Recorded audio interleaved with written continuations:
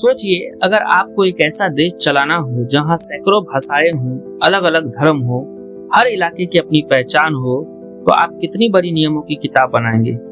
2 पन्नों की, या फिर एक ऐसी किताब जिसमें कुछ भी छूट न जाए? यही सवाल आजादी के बाद भारत के सामने खड़ा था। देश आजाद तो हो गया था, लेकिन असली काम अब शुरू हुआ था। इतने विशाल और विविध देश को एक सूत्र में कैसे बांधा जाए? तब इसकी जिम्मेदारी को उठाया डॉक्टर भीमराव अंबेडकर और उनकी टीम ने।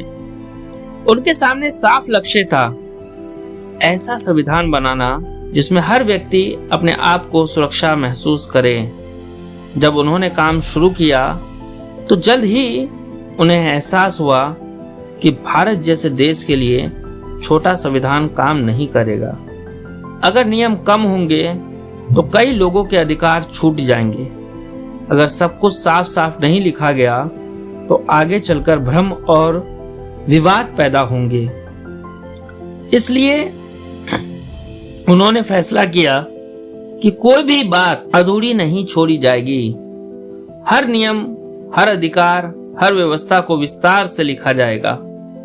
यहीं से जन्म हुआ हमारे संविधान की पहली और सबसे खास विशेषता कि यह दुनिया का सबसे विशाल और विस्तृत संविधान बना। जब 26 जनवरी 1950 को यह लागू हुआ, तब इसमें 395 अनुच्छेद, 22 भाग और 8 अनुसूचियां थीं।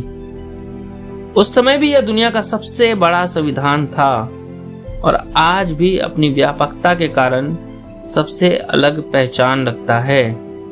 इसकी विशालता कोई कमजोरी नहीं, बल्कि इसकी ताकत है, क्योंकि इसी विस्तार के कारण भारत जैसे विविध देश में हर व्यक्ति, हर वर्ग और हर क्षेत्र को उसका उचित स्थान और अधिकार मिल पाया। तो जब भी आप संविधान की विशेषताएं पढ़ें तो सबसे पहले यही समझिए, यह सिर्फ बड़ा नहीं है, बल्कि इतना विस्तृत इसलिए है ताकि भारत का कोई भी नागरिक कभी भी कहीं भी अपने अधिकारों से वंचित ना रहे।